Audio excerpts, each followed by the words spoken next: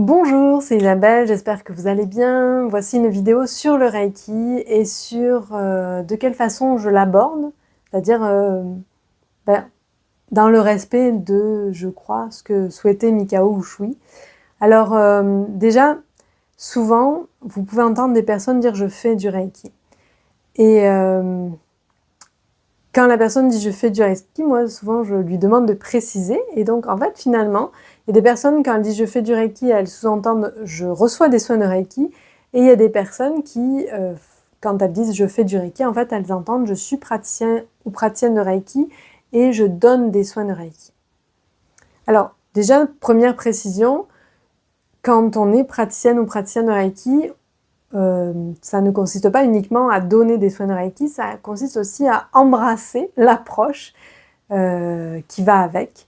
Et donc, c'est cet aspect-là que je vais un peu développer parce que pour moi qui pratique depuis 7 ans maintenant, c'est assez évident et je me rends compte quand j'en parle que c'est pas évident pour tout le monde, y compris pour les personnes qui ont fait la formation avec moi, parce que ça a été dit pendant un stage c'est court, ça a été répété pendant des soirées, des matinées, etc. Mais bon, tout le monde ne vient pas, et peut-être qu'il y a des choses qui sont oubliées.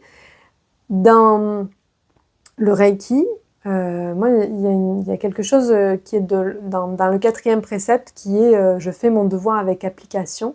Et dans cette notion, pour moi, c'est très important de respecter ce qui m'a été enseigné, la meilleure façon de donner le Reiki, de le transmettre. Donc j'essaye de vous le transmettre de la meilleure façon, avec le plus d'applications que je peux, et donc d'où l'objet de cette vidéo aujourd'hui. Alors je vais commencer tout simplement en rappelant ce qu'est le Reiki.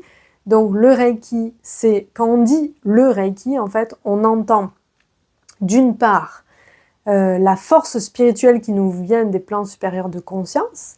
Ki, c'est la force vitale, et Rei, c'est l'aspect universel spirituel de la chose. Donc quand on met les deux ensemble, eh bien, on entend que on parle d'une force spirituelle qui nous vient de plans supérieurs de conscience. Première chose.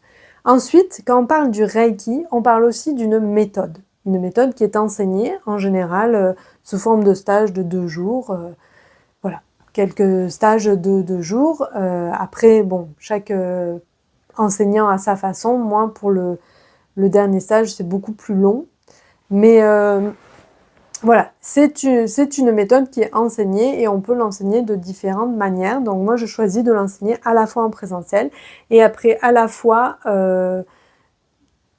donc en présentiel dans des stages, mais aussi dans des soirées, dans des matinées, enfin des journées dédiées. Et puis également, je vous fais des enregistrements audio, je vous fais des vidéos, voilà. J'essaye de le faire avec application, d'aller jusqu'au bout de la démarche. Et donc, cette méthode, en fait, comme le Reiki, c'est super simple, les gens pensent qu'il suffit juste de poser les mains et puis le Reiki va couler. Et je crois que en fait, c'est ça. C'est tellement simple que ça devient compliqué parce que dans nos vies d'aujourd'hui, être simplement là, présente à ce qu'on fait, là, au moment où on est en train de le faire, ben, c'est très compliqué. C'est pour ça qu'il y a une méthode qui nous aide à apprendre à vider notre esprit, nous enraciner, être dans notre corps, dans notre cœur et en connexion à l'aspect spirituel. Et c'est ça que le fondateur, Mikao Ushui, nous a transmis. Alors, dans les choses aussi que je voulais rappeler, c'est que, quelle que soit votre lignée, donc nous, ici, on est en France, en Occident, on a souvent reçu la formation dite occidentale, c'est-à-dire de la lignée de Dr Hayashi, Madame Takata, Dr Hayashi ayant lui-même appris de Mikao Ushui, mais il a choisi de développer sa propre méthode. Ça ne veut pas dire qu'il n'a rien gardé de la méthode de Mikao Ushui, mais les gens qui ont fait des recherches sur la façon dont Mikao Ushui enseignait le Reiki disent que la façon occidentale est très différente de comment Mikao Ushui l'enseignait. Après, notamment William Lirand, qui a beaucoup fait de recherches sur la question, parce que pour lui, c'est très important que le Reiki soit légitime. Il a beaucoup fait de recherches et donc il reconnaît que oui, il y a les aspects occidentaux, alors, parce que même si Dr Hayashi, Madame Takata était japonais, Madame Takata, quand elle a appris le Reiki au Japon et qu'elle l'a ramené à Hawaï, elle l'a beaucoup occidentalisé pour qu'il puisse se propager dans les États-Unis à une époque où le Japon n'était pas très bien vu. Donc voilà, il y a beaucoup de choses qu'elle a changées dans l'approche pour que ça devienne plus américain. Néanmoins, voilà, il y a des choses qui sont un peu choquantes dans les choses qu'elle a faites pour certaines personnes. Néanmoins, le Reiki, c'est-à-dire la force spirituelle qui nous vient des plans supérieurs de conscience, lui, il n'a pas été entaché de ça. Par contre, si on veut pouvoir le canaliser correctement, il est recommandé de mettre en place des choses dans notre vie quotidienne pour déjà nous rester des êtres équilibrés le plus possible et donc un canal qui peut être en capacité de recevoir le plus possible de Reiki et ne pas trop interférer dans ce qu'on canalise. Donc, pour ce faire, Mikao Usui nous a donné une méthode, une approche. Et dans cette méthode, alors même si il y a des bouts de cette méthode qui se sont perdus en Occident, depuis, ça fait longtemps que les relations États-Unis-Japon se sont améliorées et qu'il y a des Américains qui sont allés au Japon pour voir comment ça se faisait là-bas, parce qu'il y a eu des histoires qui ont dit quand même que le Reiki avait complètement disparu du Japon, ce qui n'est pas exactement la vérité, et que effectivement, il y a quand même le Reiki a continué à se répandre au Japon pendant toute la période où il y avait un blocus, mais ensuite, quand le blocus a été levé, les deux méthodes se sont mises ensemble et aujourd'hui, ce qu'on reçoit très souvent, c'est un mélange des deux. Et donc, il y a des personnes, dont William Lirand et Frank Arjava-Peter, qui sont remontés aux origines du Reiki et qui ont été en mesure de nous dire, dans le Reiki tel que Mikao Usui l'enseignait, voici des éléments qui sont très très intéressants à connaître et donc on vous les partage. Et donc dans ces éléments à connaître, c'est déjà que dans la méthode de Mikao Usui, il y avait en quelque sorte 3 volets. Il y avait un volet qui concernait le corps physique et aussi, si on le rattache au hara, ça concernait le hara. Alors je vais me relever pour que vous voyez. Ça concernait le hara, le centre énergétique qui est situé juste sous votre nombril. Ensuite, il y a, donc ça c'est le volet aspect physique, aspect corporel et on pourrait dire aussi aspect enracinement. Ensuite, il y a le deuxième volet qui est plus le volet du cœur. Et là, on est dans le hara médian. Et comme on est au Japon, quand on parle du cœur, on ne parle pas que de l'aspect émotionnel, on parle aussi de l'aspect conscience. Parce que la conscience, pour les bouddhistes, elle est dans le cœur, elle n'est pas dans le cerveau. Et ensuite, je me rassois.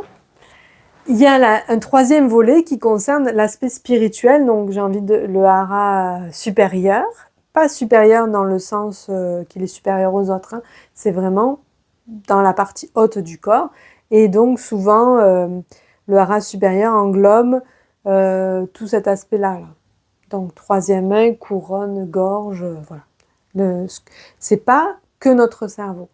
C'est la façon dont nous nous connectons au plan supérieur. Et chacun sait que c'est important de s'y connecter dans l'ouverture du cœur et avec un bon ancrage dans le hara. Alors, voilà je vais visiter avec vous ces 3 volets pour vous rappeler que Mikao Usui nous a donné des techniques pour bien explorer ces volets. Donc, dans l'approche Reiki de Mikao Usui pour le volet corps physique, les techniques qu'il nous a données, c'est déjà la conscience du hara. Donc, pour développer parce que le hara, dans les traditions japonaises et chinoises. En chinois, on dit dantian, mais ça concerne la même zone. C'est notre centre de gravité, c'est le centre énergétique qui se situe sous votre nombril, au centre de votre corps. Donc le hara, c'est là où réside votre force de base, votre yin et votre yang, et c'est aussi ce qui vous permet de vous enraciner, d'être présent là sur la terre à l'instant T. Ça, c'est le hara. Donc, il y a cet aspect-là à développer pour être vraiment solide quand vous faites des soins. Par exemple, quand vous faites des soins ou un exercice spirituel et que vous êtes debout et que vous commencez à tanguer comme ça, c'est que vous manquez d'ancrage. Donc, si vous avez bien travaillé votre hara ou d'autres méthodes d'ancrage, eh bien, ça va vous permettre de rester solidement en contact avec la terre. Deuxième chose qui nous a transmise pour rester dans notre corps, mais ce sont les auto-soins. Il y a un volet, c'est dans le premier volet, pardon, il y a une technique qu'on apprend au tout début et qu'il y a beaucoup de gens qui évitent de pratiquer parce que quand c'est au tout début, en posant les mains sur nous, on ne sent pas grand-chose. Quand c'est au tout début, après la pratique, vous allez voir, ça se développe. Mais au tout début, il y a beaucoup de gens qui ne sentent rien et donc ça les ennuie de faire les auto-soins. Et pendant qu'ils ont leurs mains posées là, même si on leur a dit que le Reiki est coulé quand même, ils sont en train de penser à leurs autres choses qu'ils pourraient faire de plus intéressant et donc très rapidement, ils abandonnent. Or, c'est un aspect fondamental du Reiki, les auto-soins, parce que ça nous permet déjà ça nous permet de conscientiser le fait qu'on a un corps, un corps physique. Ça permet à nos mains d'être en contact avec la matière corps, avec le corps physique. Ça permet aussi d'apprendre à rester là avec soi pendant... Alors, un vrai auto-soin, si on le fait complet, on peut en avoir pour 45 minutes à 1 heure. Donc, tout le monde n'a pas ce temps-là, je suis d'accord, et puis peut-être que vous pouvez faire un auto-soin de 45 minutes une fois par semaine, mais les autres jours de la semaine, peut-être que vous allez le raccourcir. Alors, parce que vous faites d'autres pratiques. Donc moi, quand je fais un auto-soin court, je fais en général 21 minutes, c'est-à-dire 3 minutes pour 7 positions de main.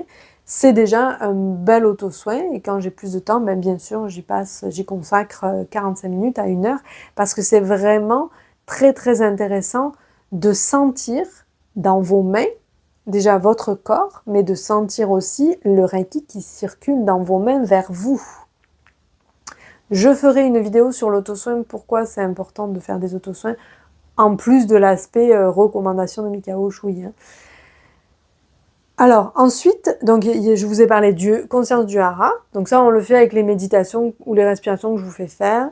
Il y a les auto-soins, et puis la troisième technique qu'on peut voir dans ce volet-là, c'est la méditation Gassho. Donc quelques mots sur la méditation Gassho. Gassho, ça veut dire les mains ensemble. Des fois, on pourrait faire Gassho au niveau du front. Là, je parle de Gassho au niveau du cœur. Pourquoi? Parce que, alors je me monte un peu, normalement on ne monte pas les épaules, c'est juste pour la vidéo, pour que vous voyez. Vous voyez, quand j'ai mes mains comme ça, vous pouvez voir très distinctement une ligne verticale, ça c'est la connexion tertielle, et une ligne horizontale qui symbolise le fait que je ramène ensemble mes deux polarités. Donc si vous regardez, ligne verticale, ligne horizontale, ça vous fait penser à quoi? Ça vous pense à la croix. La croix, c'est un symbole qui est très très répandu sur la Terre, que ce soit dans l'architecture, dans les religions, dans les philosophies, enfin, c'est très courant parce que ça symbolise l'aspect vertical, donc tertiel, et l'aspect horizontal de ma condition humaine. Je suis humaine parce que j'ai une conscience, je suis incarnée sur la Terre, j'ai un corps, j'ai un cœur. Et je peux mourir. Voilà, donc ça c'est l'aspect tertiel et l'aspect ma condition humaine, les deux se rejoignent au niveau du cœur. Quand je fais Gassho, c'est ça que je fais. Je fais se rassembler ensemble mon aspect canal et mon aspect horizontal de condition humaine. Et je les fais se rassembler au niveau du cœur. Maintenant, une fois que vous savez ça, vous n'avez pas besoin de méditer. C'est pas là-dessus qu'on médite. Quand on fait méditation Gassho, je vous ai dit, ça fait partie du premier volet. Donc, on est uniquement dans l'aspect corporel, physique. Et donc là, ce qu'on va essayer de faire, c'est être totalement dans le moment présent, dans la pleine conscience de nos mains l'une contre l'autre. Et les mains l'une contre l'autre, ça veut dire, qu'est-ce que je fais pendant ce temps ? Si je suis en méditation, ça veut dire je veux calmer mon esprit. Comment je calme mon mental ? Eh bien, je l'amène, je l'occupe, et je l'occupe en explorant qu'est-ce que ça fait deux mains ensemble l'une contre l'autre. Est-ce qu'elles sont froides ou chaudes ? Est-ce que la peau est sèche ou humide ? Est-ce que ma peau est rugueuse ou douce ? Est-ce que je peux sentir mes empreintes digitales ? Est-ce que je peux sentir mes lignes de ma main ? Est-ce que je peux sentir en dessous de la peau, qu'est-ce qu'il y a ? Les muscles, les os ? Est-ce que je peux sentir mes ongles, mes poils, des bagues, des bracelets si j'en ai ? Voilà, donc ça, on peut passer très bien 5 minutes facilement à explorer tout ça et ça nous ramène dans le moment présent. Dans le moment présent, il n'y a qu'un moment où mes mains vont avoir cette température, vont avoir cette qualité au niveau de la peau, etc., etc. Donc voilà, déjà, vous voyez, sur le premier aspect, il y a déjà pas mal de choses à travailler. Ça vous sert. Vous le pratiquez tous les jours, tous les matins de votre vie, ça va vous servir après quand vous allez faire des soins.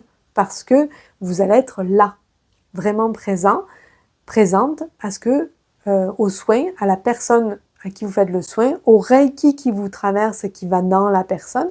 Et voilà, c'est un entraînement. De toute façon, dans toutes les disciplines, dans tout ce que vous pratiquez, si vous faites de la musique, si vous faites du sport, etc., il y a toujours une phase d'entraînement. Dans le Reiki, c'est la même chose. Si vous voulez appliquer le 4e précepte de Reiki, c'est-à-dire faire votre devoir de praticienne ou de praticien avec application, vous devez le faire avec tout votre corps et tout votre cœur et toute votre attention, et ça demande un entraînement. Si vous dites « oh c'est bon, j'ai fait le stage et il suffit que je pose mes mains et que le Reiki coule », oui, le Reiki va couler dans la personne, mais est-ce que votre soin sera enrichissant pour elle, pour vous ? Est-ce que tout le maximum de débit de Reiki va couler parce que vous êtes vraiment là ? Ou est-ce que pendant ce temps, votre mental va interférer, vous êtes là, mais en même temps, vous êtes en train de calculer vos courses, ou ce que vous avez à faire, ou la vidéo que vous avez à tourner, ou je ne sais quoi ? Vous n'êtes pas là. Donc en fait, oui, le Reiki, c'est une force spirituelle qui est attirée par le corps de la personne. Mais si vous n'êtes pas là, il n'y a pas de plus-value en fait pour la personne. Donc c'est super important l'entraînement. Aucun pianiste, aucun violoniste, aucun athlète de haut niveau, aucun même athlète moyen ne donne le meilleur de lui-même s'il ne s'est pas entraîné, quoi.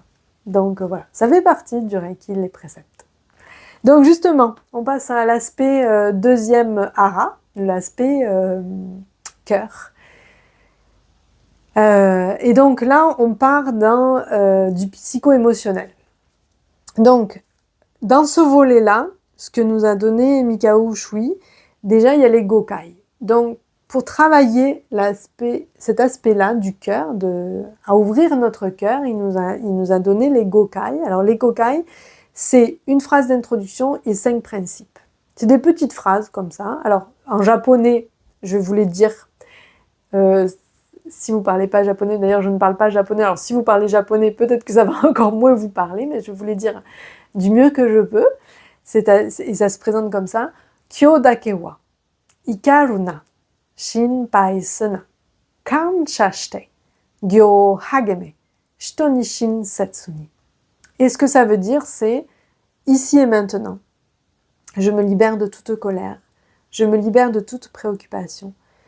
Je cultive la gratitude, je fais mon devoir avec application, je suis bienveillante envers tout le monde. Et d'après, donc Mikao Usui, comment il nous disait tous les matins et tous les soirs, tu mets tes mains en gassho, ça veut dire tu te rassembles dans ton centre, dans le centre de ton cœur, et tu dis en conscience les Gokai, ces 6 petites phrases. Donc vous pouvez les dire en japonais, parce que même, donc maintenant vous connaissez la signification, vous avez fait un stage de Reiki, tout le monde vous a expliqué les préceptes, vous en connaissez la signification. Même si vous ne parlez pas japonais, vous pouvez vous entraîner à les prononcer le mieux possible pour que les sons des mots japonais s'imprègnent en vous, parce qu'il y a déjà la façon dont Mikao Usui les a dit lui-même, et il y a aussi, à force d'être répétés depuis plus de 100 ans, ils se sont chargés de sons sacrés qui s'imprègnent en vous et qui font un travail. Et donc, je vous invite, si vous ne le faites pas encore, à commencer aujourd'hui. Tous les matins et tous les soirs, dites les gokai après avoir mis vos mains en gassho et voyez ce que ça fait, tout simplement. Moi, de toute façon, le Reiki, c'est de l'expérimentation. Ça sert à rien qu'on vous dise beaucoup de théories. L'important, c'est d'expérimenter les choses et de s'entraîner. Voilà. Pour expérimenter, il faut faire et refaire et voir, ok, ben là, ça fait 10 jours que je fais les gokai, qu'est-ce que j'ai remarqué de différent par rapport à avant? Donc dans l'aspect cœur, moi j'aime bien mettre aussi les soins, bien sûr. Un des souhaits de Mikao Usui, c'était que le Reiki se répande dans les personnes qui ont remonté jusqu'à l'origine. Là où il y a sa tombe, il y a quelqu'un qui a écrit, ils ont écrit un texte sur la stèle et il y a un hommage qui lui est rendu, et notamment dans cet hommage, on parle de la volonté qu'il avait que le Reiki soit transmis au plus grand nombre, parce que c'est une force spirituelle qui apporte la paix, l'amour, la bienveillance, et tout le monde en a besoin. Donc, ça permet aussi aux personnes de se rééquilibrer dans ce monde. Alors, le monde de 1922, c'est pas le monde de maintenant, on est d'accord. Et néanmoins, au niveau de la pression qu'il y a dans l'environnement, au niveau de... Voilà, il y a toujours des guerres. En 100 ans, on n'a pas résolu la question de la guerre. Il y a toujours des questions de pauvreté, de discrimination. Enfin, toutes ces questions-là, elles sont toujours là, ça n'a pas changé. Et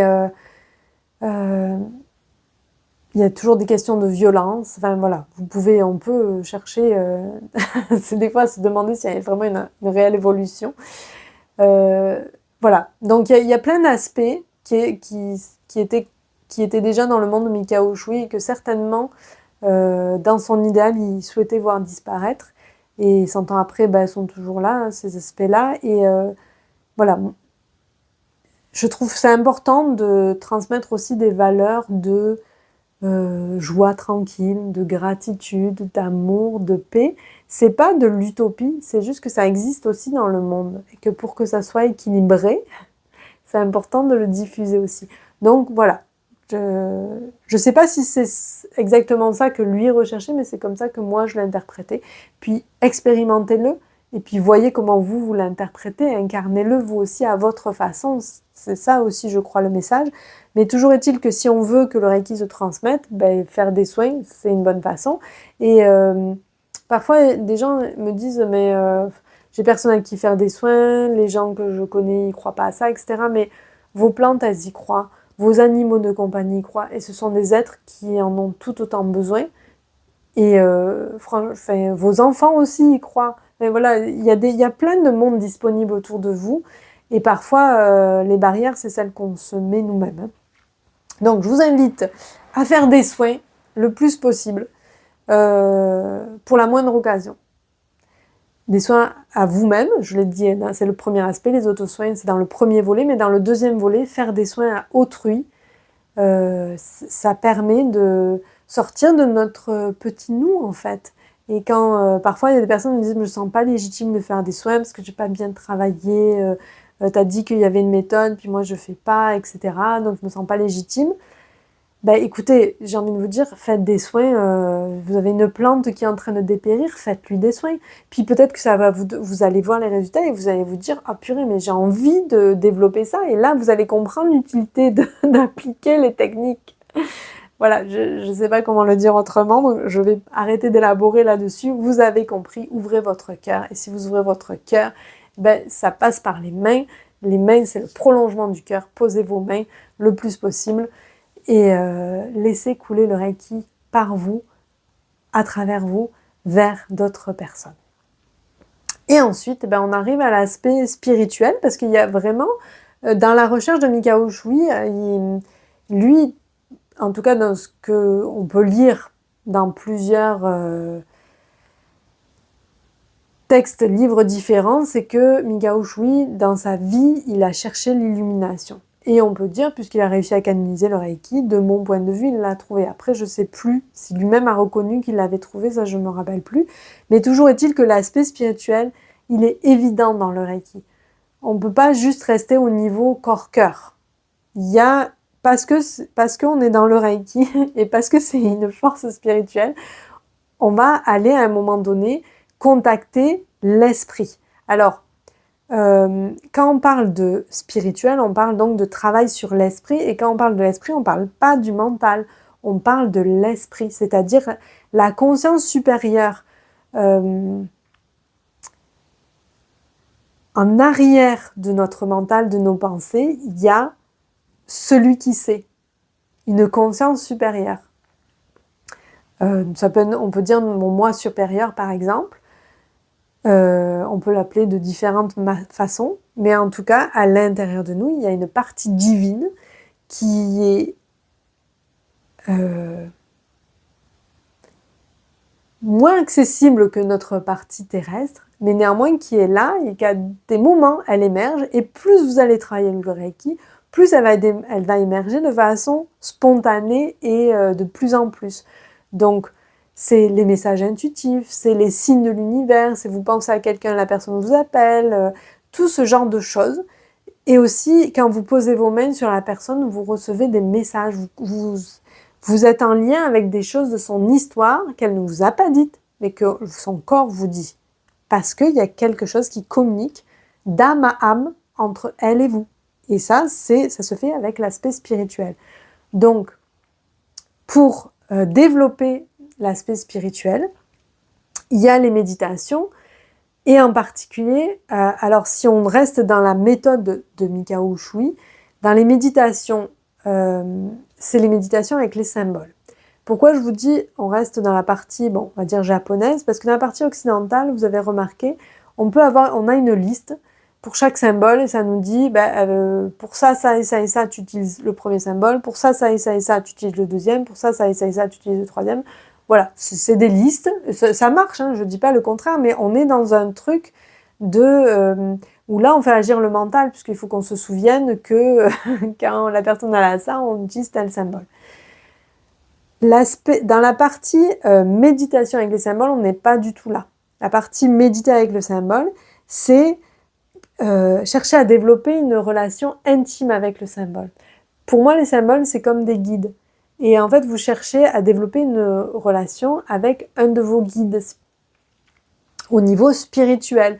Et donc, pour vraiment ressentir sa couleur, sa spécificité, c'est important de méditer avec le symbole. Donc, je vous ai déjà expliqué comment on fait. On dessine le symbole sur les mains, on dessine dans l'air, on connecte les mains avec le symbole qu'on dessine dans l'air, et on reste concentré dans l'énergie, la qualité du symbole, sa signature vibratoire. Et donc, voilà, plus vous allez le faire, plus ça va être facile, mais au début, dessinez les symboles, visualisez-le, même si vous avez les yeux fermés, vous le représentez, vous dites son nom 3 fois quand vous méditez. À chaque fois que votre mental s'en va ailleurs, vous le ramenez dans le symbole. Et comme ça, à force de pratiquer, vous allez développer une relation avec le symbole. Et pourquoi c'est intéressant de développer une relation avec le symbole, en dehors de l'aspect purement d'avoir des très belles méditations, c'est que quand vous allez être en soin, le symbole va venir de lui-même en fonction des besoins de la personne. Vous n'aurez pas besoin de réfléchir « Ah oui, alors là, elle m'a dit qu'elle avait un problème d'addiction, donc je vais utiliser tel symbole. » Non, en fait, en fonction de ce que le corps aura besoin, le symbole va venir de lui-même vous accompagner dans cette façon que vous avez de canaliser le Reiki et d'observer ce qui se passe. Il va venir se joindre et vous aurez de nouveau qu'à observer la magie du moment. Donc il y a cet aspect. Alors voilà, dans ce volet-là, pardon, il y a la méditation avec les symboles. Et puis, il y a aussi le fait de faire des initiations. Donc ça, donner des initiations, c'est ce qu'on apprend au niveau maître. Donc tout le monde ne va pas jusqu'à ce niveau. Déjà, avec le niveau 2, vous pouvez déjà méditer avec les symboles. C'est déjà très très bien. Si vous avez envie d'aller jusqu'au niveau maître, je vous y encourage parce qu'il y a beaucoup de transformations qui se font quand on décide de franchir ce pas-là. Donc, donc quand vous allez apprendre à faire des initiations, c'est-à-dire vous apprenez à transmettre le Reiki à d'autres personnes, transmettre l'enseignement du Reiki à d'autres personnes. Il manquait un mot dans ma phrase. Les initiations, donc quand je parle d'initiation, ça c'est une traduction, je pense, de l'anglais. En fait, on parle de la cérémonie d'harmonisation. Donc quand vous faites un stage de Reiki, il y a plusieurs cérémonies au cours desquelles l'enseignante va faire une série de gestes et vous ressentez tout un tas de trucs. Il y a des personnes qui voient des couleurs, il y a des personnes qui ressentent de la chaleur, du froid, des vibrations, voilà, des choses qui se passent. Et donc ça, c'est une cérémonie d'harmonisation. Ça permet, si on le fait à la façon occidentale, ça permet d'harmoniser les chakras, les 7 chakras. Si on le fait à la façon japonaise, le Reiju, ça va permettre d'harmoniser surtout l'aspect, on va permettre à la personne, on va inviter la personne à équilibrer ses pensées, sa parole et ses actions. Le Reiju, moi-même j'ai souvent cru que c'était parce que Mikao Usui pratiquait le Reiju. Et en fait, je pensais que la façon dont on pratique le Reiju, donc moi je pratique le Reiju, c'était la façon de Mikao Usui, mais j'ai lu récemment que en fait, c'est plus probablement la façon de Monsieur Doi, Hiroshi Doi. C'est plutôt celle qu'on pratique, le Reiju qu'on pratique apparemment, ce serait plus celui de Monsieur Doi. Mais je vais faire encore d'autres recherches pour vous donner plus de précision là-dessus à un autre moment, mais peu importe, que vous fassiez la cérémonie d'harmonisation à la façon occidentale ou que vous la fassiez à la façon japonaise, l'une ou l'autre, c'est des manières d'aller contacter l'aspect spirituel, la force spirituelle, votre partie divine en vous, appelez-le comme vous voulez. Et ça va faire des changements en vous. Donc, voilà. Alors, bien sûr, je sais que tout le monde ne va pas choisir d'enseigner le Reiki, donc tout le monde n'aura pas l'occasion de faire des initiations. C'est parce que vous n'avez pas envie ou parce que c'est pas votre chemin, je comprends tout à fait. C'est pour ça que dans les stages que je vous propose, au niveau 3 et maître, je vous invite à venir faire des initiations auprès de mes propres élèves. Comme ça, vous pratiquez quand même. Et après, il y a plein de façons de pratiquer. Les gens qui font des journées avec moi ou des soirées, on a eu plein de fois l'occasion aussi de pratiquer le Reiju ou des harmonisations. On peut les faire dans d'autres occasions moins formelles qu'un stage de Reiki. Je ne vais pas trop développer là-dessus. Sachez que c'est quand même possible de faire des harmonisations, même si vous ne choisissez pas d'être enseignant. Et c'est quand même super important, si vous voulez vraiment développer l'aspect chemin spirituel, d'aller jusqu'à ce volet-là. Et pour finir justement avec le volet spirituel, pour boucler une boucle, c'est en fait, une fois que en fait, les 3 niveaux, on est tout le temps connecté avec les 3 niveaux. Hein. Quand vous êtes là, vous n'oubliez pas votre hara, sinon vous allez être déséquilibré. Et vous n'oubliez surtout pas votre cœur, parce que si on est hara et aspect spirituel, il peut y avoir développement de l'ego spirituel, et puis voilà, donc il ne faut surtout pas oublier l'aspect cœur. On est tout le temps dans le hara médian et le hara supérieur. Ça, c'est quand on est dans le 3e volet, on est tout le temps dans les 2 autres aussi. Mais en plus, l'autre chose importante à savoir, à expérimenter dans ce volet-là, c'est de dire, maintenant, je ne fais pas du Reiki, je suis le Reiki. on est tous des poussières d'étoiles, on est tous des particules, des bouts de l'univers, on est tous des enfants de l'univers et donc on est le Reiki. Et plus vous allez avancer sur ce chemin et plus vous allez incarner le Reiki. En fait, on n'est pas le Reiki dans l'aspect quand je serai morte et que mon âme sera repartie. On est le Reiki dans je choisis d'être le Reiki là sur la terre. De chaque jour au quotidien, j'essaye que ma vie elle soit en harmonie, en adéquation avec mes valeurs et puis dans le calme, dans la paix, dans la gratitude et dans la bienveillance. Donc ça, dans l'aspect spirituel, dans le volet spirituel, il y a aussi ça, il y a adopter les 5 préceptes, mais vraiment comme principe de vie. Quand on est au 3e volet, on n'est plus seulement en train de dire tous les matins et tous les soirs les gokai, même si on le fait, hein, mais aussi à chaque moment de la vie, il y a des occasions qui vous sont données de tester si, ok, c'est réglé ce truc de je libère ma colère, de quelle façon. La colère, c'est une émotion qui est intéressante et utile puisqu'elle est là. Simplement, est-ce que c'est très intéressant de déverser ma colère sur quelqu'un ou est-ce que c'est intéressant de voir, ok, là, j'ai de la colère qui monte parce qu'elle a un message pour moi, donc peut-être dans telle situation, je ne dois pas me laisser faire, mais de quelle manière j'aborde cette chose avec la personne, la situation qui a déclenché cette colère, de quelle façon je l'aborde de manière saine. Voilà, c'est ça, vivre le Reiki, incarner le Reiki. Pareil, comment ne pas se laisser envahir par les peurs, comment être toujours dans la gratitude même quand je traverse des périodes compliquées.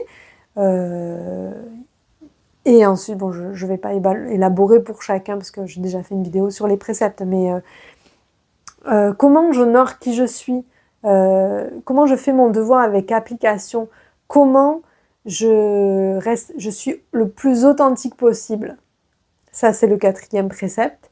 Et puis le 5e, ben, en fait, si vous avez déjà bien travaillé sur les 4 premiers, automatiquement, vous êtes dans la bienveillance envers les autres. Et je suis d'accord, parce que pour moi-même, c'est un défi aussi, que c'est pas toujours le cas. Il y a des moments, c'est pas possible, ça ne fonctionne pas. Ben ok, si je suis dans la bienveillance avec tout le monde, c'est-à-dire que je suis aussi dans la bienveillance avec moi, et aujourd'hui, je n'y arrive pas. Et c'est ça aussi, aborder l'aspect spirituel, c'est comprendre que des fois, je suis juste humaine.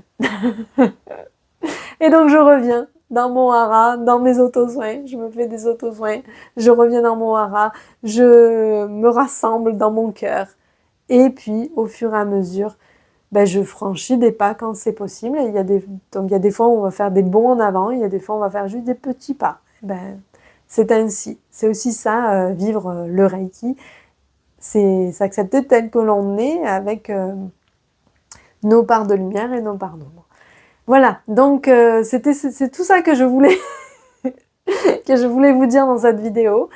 J'espère que ça fera du sens pour les personnes à qui ça doit faire du sens. Et voilà, c'est important pour moi de vous rappeler l'importance de la pratique et pourquoi il y a ces pratiques-là, pas juste du folklore. Voilà, je souhaite donc de bonnes pratiques et de beaux soins. À très bientôt.